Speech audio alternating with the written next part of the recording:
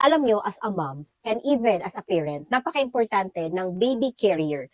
Not for just the safety of the child when you carry the baby, but the most important is to protect your back para hindi sumasakit yung back mo. And gusto ko i-share sa inyo yung baby carrier na gagamitin namin for my second child. Meron na rin kaming baby carrier sa firstborn ko, pero since matagal nga namin to nagamit sa mahabang panahon, nalaspag na namin siya. Kaya bumili ako ng bagong baby carrier. Kasi alam ko kung gaano ka-importante ng baby carrier para sa ating mga nanay. Dahil nga, ang mga babies, di ba, napaka-clingy yan sa nanay. Laging si mommy ang hinahanap, laging kay mommy nagpapakarga.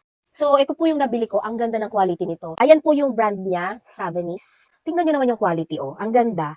Yung tela pa lang, yung tahe. Ito yung magiging upuan kasi ni baby. Ayan. Oh, madali lang din siyang i-snap. In fairness naman sa nabili ko, this one is around 800 pesos. Siyempre, depende pa rin kung may promo. Kung i-compare mo siya sa quality ng mall, maganda yung quality niya. So, this is how you wear this baby carrier. Yan. So, ito, i-attach mo siya dito. Meron siyang adhesive dito. Tapos, ilalak mo pa siya dito para safe na safe, di ba? Tapos, si baby, uupo siya dito. Ayan, dito siya uupo. Tapos, ito naman, ang ilalagay mo sa shoulder mo. Ayan. So, yan, nandiyan na si baby. For example, ayan, andito si baby. Tapos, may mga adjustment siya. Siyempre, depende kung gaano kalaki or gaano kaliit si baby. Bahala ka na lang kung paano mo siya i-adjust. Nasa sa inyo yon. Tapos, meron pa siyang parang yung support sa leeg. Pwede rin naman kung mainit ang panahon, pwede mo yang iganyan, itupi pa ganyan. Tapos, i-adjust mo na lang siya dito.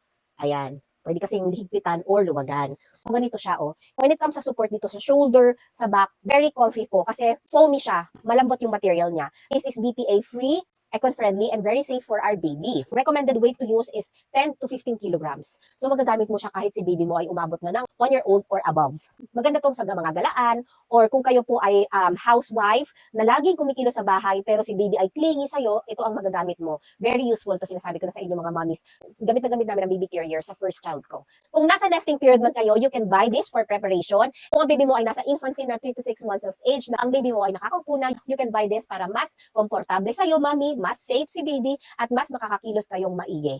Sobrang mura lang ito pero good quality, nakikita nyo naman. Check nyo na lang din yung link kung saan nyo siya mabibili. They have different colors, marami kayong pagpipilian. Invest na kayo sa baby carrier.